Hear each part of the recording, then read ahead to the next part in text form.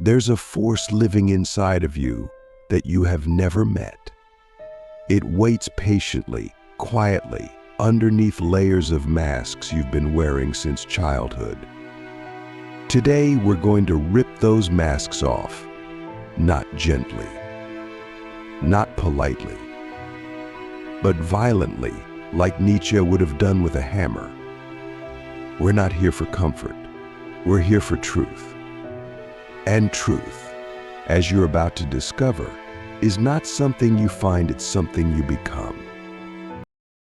Click subscribe to this channel to get more profound insights. Imagine this. You enter a dark cave, and inside is a mirror. Not the mirrors you see every day. The one in the cave shows you everything you've hidden.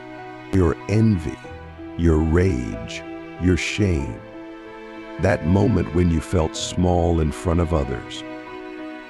That time they laughed and you laughed too, even though it burned. We all carry those moments like scars on our soul. You see, Nietzsche believed the greatest prison isn't built of bars or walls, it's shame.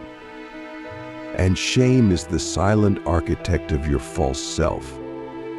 Why do you act the way you do? Why do you speak with caution when your heart wants to scream? Why do you agree with people you don't even respect?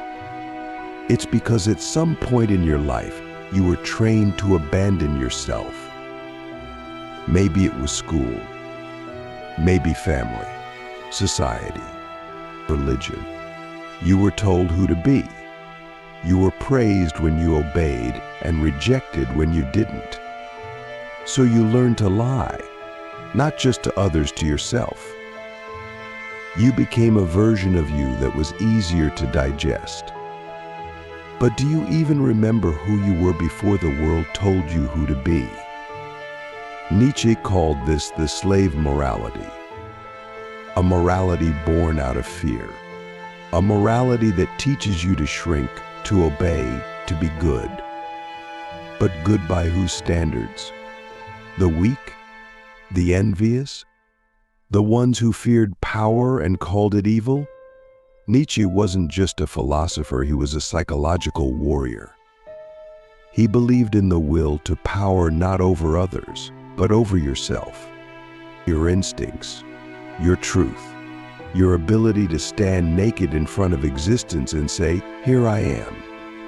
No shame, no mask. But shame is sticky. It clings to your skin like a second layer. It whispers, "Don't speak too loud. Don't be too bold. Don't want too much."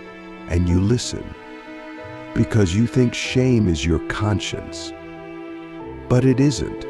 Shame is a parasite. It feeds on your authenticity. It tells you that your truth is too ugly, too much, too dangerous. But what if that danger is exactly what the world needs from you? Let me ask you something. If you could say anything to the world without fear, without shame, what would you say? Would your voice tremble with truth or with guilt? How much longer will you carry someone else's voice in your throat?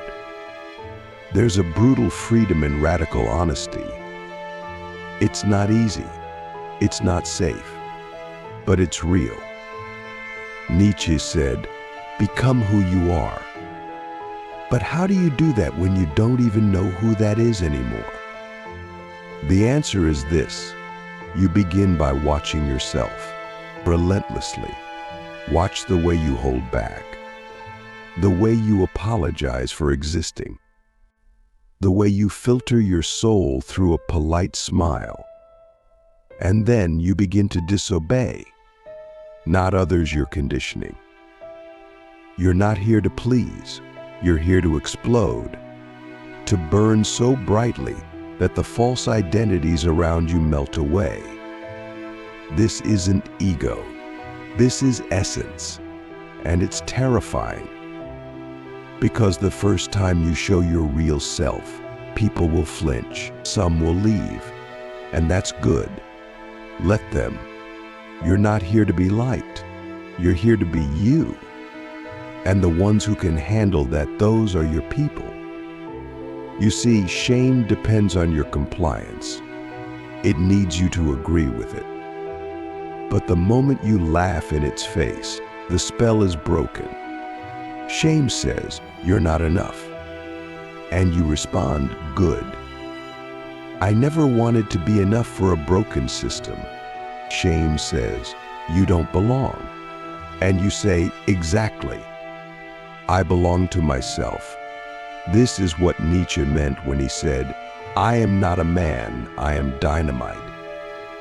He wasn't being arrogant, he was being free. But freedom costs everything. It costs comfort. It costs approval. It costs the illusion of safety. And most people aren't willing to pay. Are you? Think about this. How many of your life decisions were made by fear pretending to be logic? The job you took, the partner you chose, the dreams you abandoned.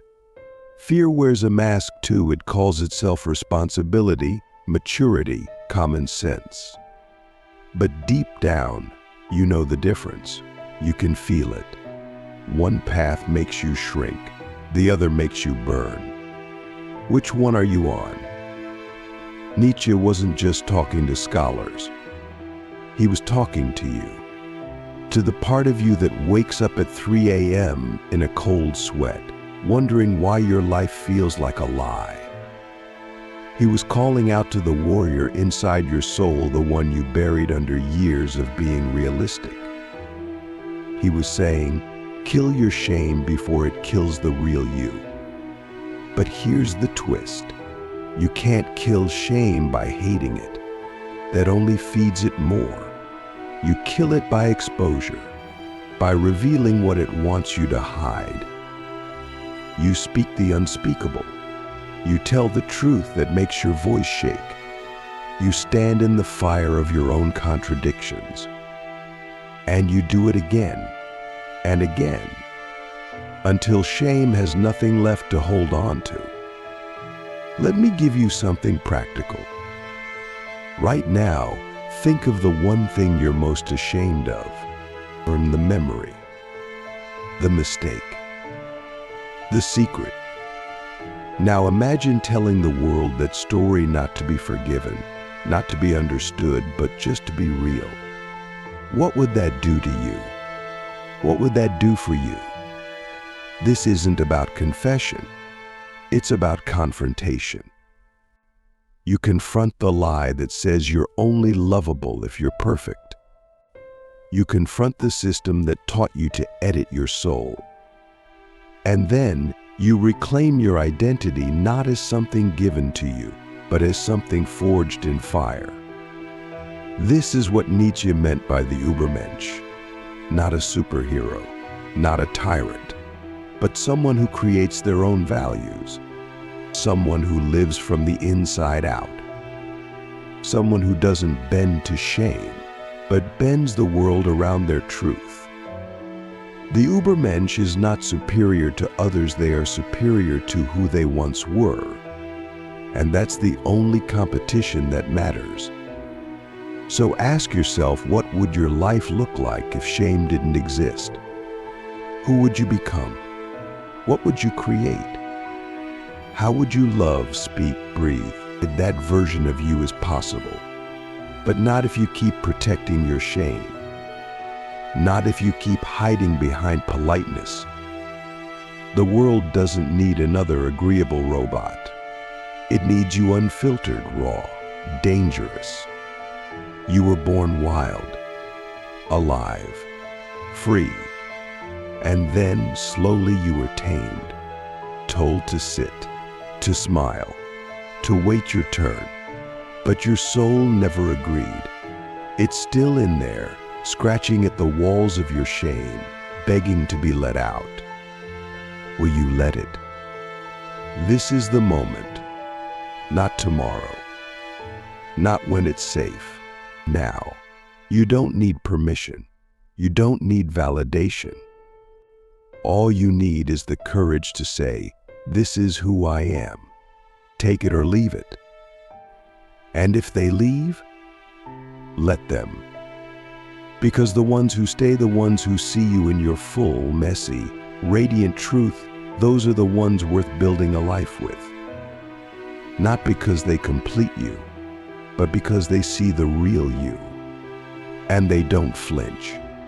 This is your life, your voice, your identity.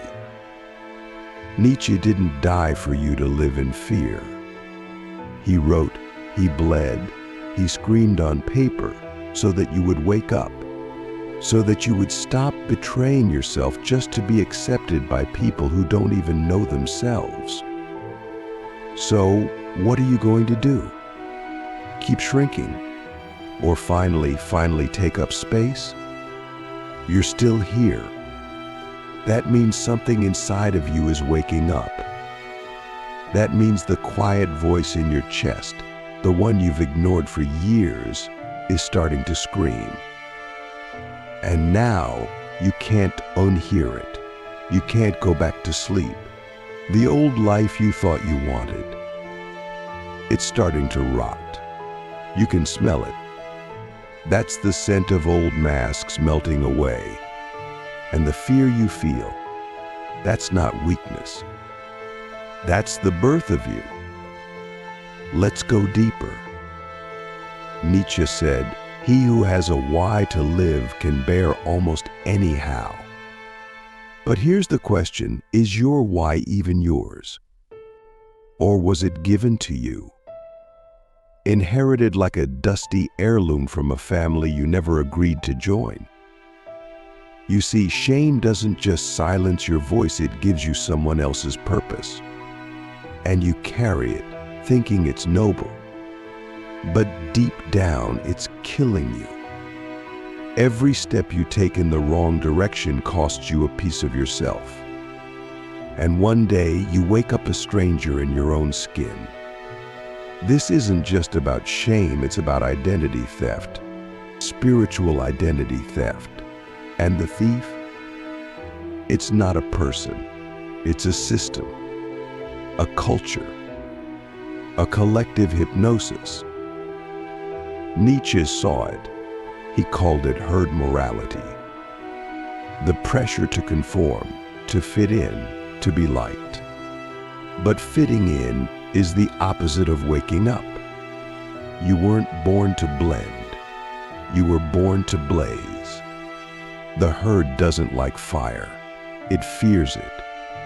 But fire doesn't ask permission to burn. Think about the last time you betrayed yourself. Maybe it was small. You laughed at a joke you hated. You stayed silent when your soul screamed.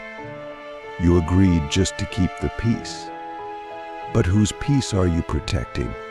Certainly not your own. Every time you abandon your truth, you reinforce the lie that you are not enough. And shame grows stronger. It feeds on your silence. But truth is a sword, and it cuts both ways. It hurts, but it also frees. Let's talk about radical ownership. You can't take back your identity without taking responsibility for the lie you've been living. That's the part most people skip. They want freedom without fire. They want authenticity without accountability. But Nietzsche didn't preach comfort. He preached transformation. And transformation always begins with destruction, not of others, of your illusions. So here's a challenge. Look at your life, every aspect, your relationships, your career, or beliefs. Now ask, which of these are rooted in fear? Which of these are built on shame? You might feel a tightening in your stomach right now. That's good. That's where the truth lives. Don't run from it. Run toward it. Because what you fear holds the key to what you are. Nietzsche once wrote, one must still have chaos in oneself to be able to give birth to a dancing star. That chaos you feel, that confusion, that disorientation, it's not a problem. It's a portal. It's the unraveling of the false self. And on the other side is not certainty, but something better, clarity. The clarity that comes from not knowing, but being real, being raw, being you. But let's be honest, there's a cost. When you kill your shame, people will notice. Some will leave. Some will attack. Some will beg you to go back to who you were. That's because your freedom reminds them of their cage. Your truth threatens their comfort, and their egos will fight back. Hard. But that's not your battle. Your only battle is with the part of yourself that still wants to be accepted more than it wants to be free. Let me ask you this. If no one clapped, would you still dance? If no one praised you, would you still speak your truth? If the world turned its back on you, would you still stand taller? That's the test. That's the crucible. That's where identity is forged not in applause, but in solitude. In the silence where shame dies and the soul begins to speak. And what does your soul say? Not what your ego says.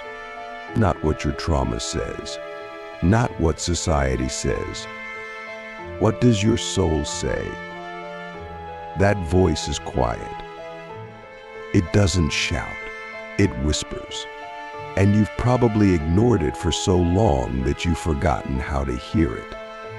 But it's still there, beneath the noise, beneath the shame, waiting for you to come home.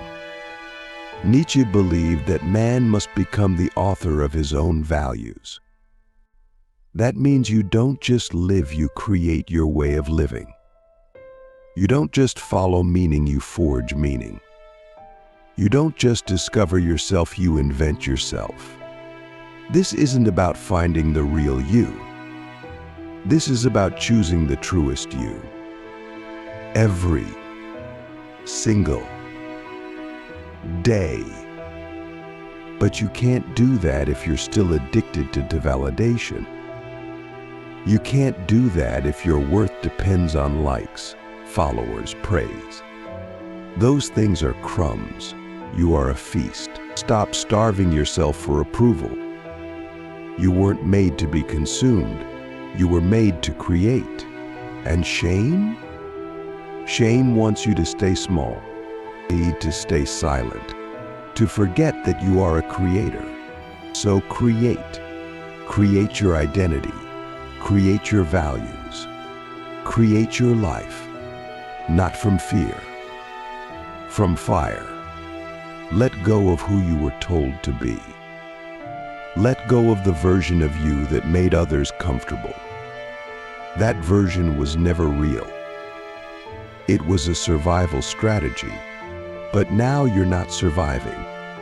You're awakening. And with awakening comes pain.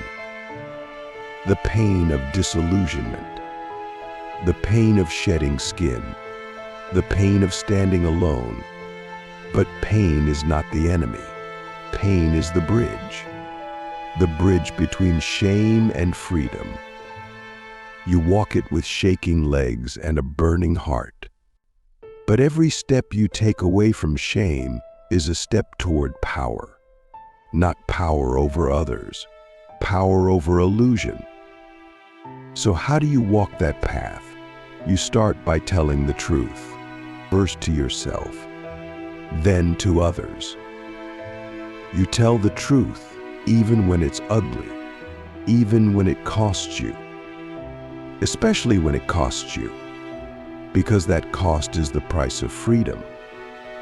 And once you taste it, real freedom, you'll never trade it for approval again. You'll lose people. You'll disappoint people. You'll be misunderstood. But you'll also find people.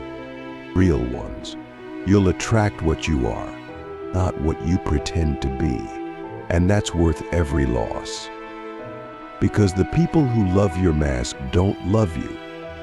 They love the performance. And you're done performing, aren't you? This is your life. One shot.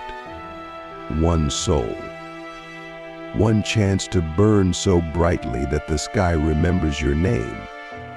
And it won't happen by staying small. It won't happen by hiding. It won't happen by obeying shame. So destroy the lie. Embrace the chaos. Become the fire. The world doesn't need another copy. It needs your unrepeatable essence. And that essence can only be born when you kill your shame and take back your identity. What would your life look like if you truly did that? Not just in theory, in action. What would you say? Who would you leave? What would you build? You already know the answers. You've always known. They're under the layers of guilt and fear and silence. And now you're peeling those layers back, one burn at a time, one truth at a time. So keep going. Shame is loud, but it's weak. Truth is quiet, but it's immortal. Choose truth. This is the final stretch. If you've made it this far, you already know there's no return to the version of you who lived in fear. That person is fading. Every word you've heard, every question you've asked yourself has shattered a piece of that false identity. And now you stand at the edge of something terrifying and beautiful, the chance to become whole. Not perfect. Not polished, whole. But before you take that leap, there's one more dragon to face. It's not shame. That dragon has already been wounded. No, this one is more seductive. It's comfort. The desire to retreat into what's familiar, even if it's killing you. Nietzsche warned us about this too. He said, in individuals, insanity is rare, but in groups, it is the rule. Comfort is collective insanity. It's the slow death of truth. And the worst part? It feels safe. You've probably felt it. That pull to go back, and to dim your light just a little, to keep the peace, to not rock the boat. But that boat is sinking. And the longer you stay quiet, the more water you take on. So ask yourself, what has comfort ever really given you? Has it made you alive or just numb? Nietzsche's radical truth is this: you must reject the herd, not out of pride, out of necessity, because the herd does not care about your soul. The herd cares about control, about sameness, and about neutrality. And you're not neutral. You're a storm. You're a question that refuses to be answered. You are the exception to every rule they tried to force on you. And when you finally accept that, something strange happens. The shame that once ruled you becomes laughable. You see it for what it was: a ghost, a shadow, a trick. And you begin to remember you were never broken. You were just buried, under rules, under roles, under the lie that said be like them or be alone. But now you know being alone in your truth is better than being surrounded in your shame. Here's a deeper question. What are you willing to lose in order to gain yourself? Because the truth will cost you. It may cost you status. It may cost you relationships. It may cost you comfort. But it will give you everything else: your voice, your power, your life. You see, Nietzsche didn't just want us to overcome shame. He wanted us to overcome our old selves. He called it self-overcoming, the act of becoming stronger than your past, stronger than your programming, stronger than your pain. That's how you take back your identity. Not by reclaiming the child you once were, but by becoming the force you were always meant to be. No one is coming to save you. That's the harsh truth. But here's the miracle: you can save yourself. And when you do, you become a light for others. Not by preaching, just by being. Your authenticity becomes a beacon. Your fire sets fires in other souls. And without even trying, you become a revolution. But revolutions aren't clean. They're messy.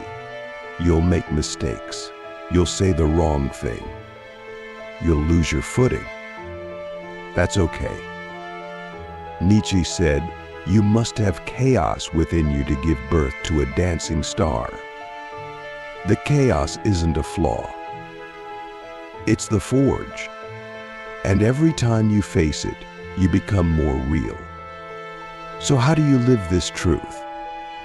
Not in theory or in practice. You start with small rebellions. Speak when you're afraid. Say no when it's easier to say yes. Tell the truth, even when your voice shakes. Create art that reflects your soul, not your strategy. Love people deeply, not conveniently. And most of all, stop asking for permission. Because none of this works if you're still waiting for someone to say, "It's okay to be you." They won't. That's your job now. You become the authority. You become the source.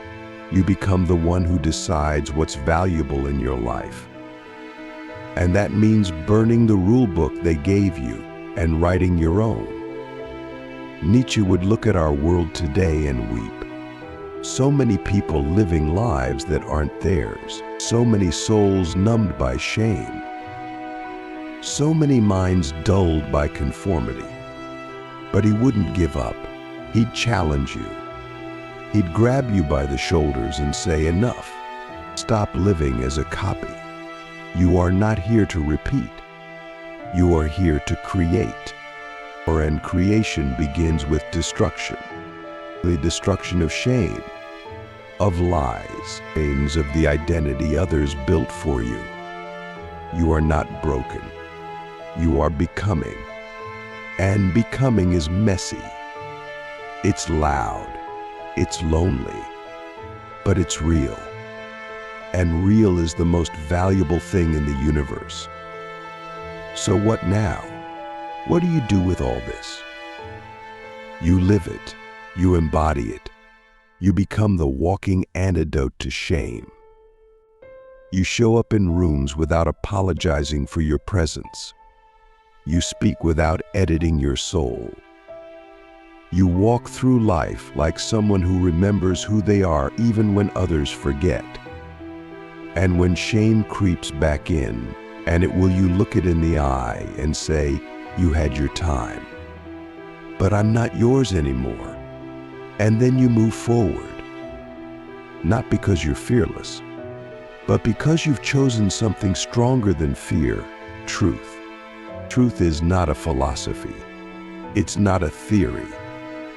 It's a way of being, a frequency, a fire.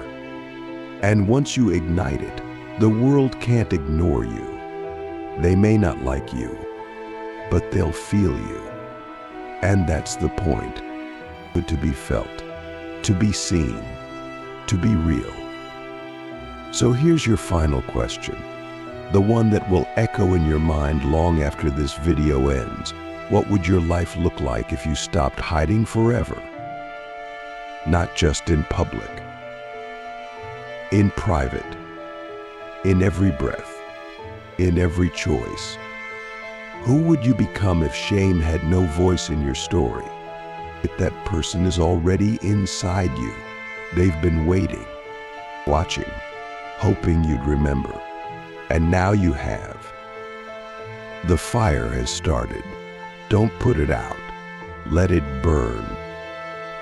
And when it does, the world will finally see you not the version they molded, but the identity you forged in truth, courage, and radical freedom. That's the Nietzschean revolution. That's how you kill your shame. That's how you take back your identity. That is how you become you.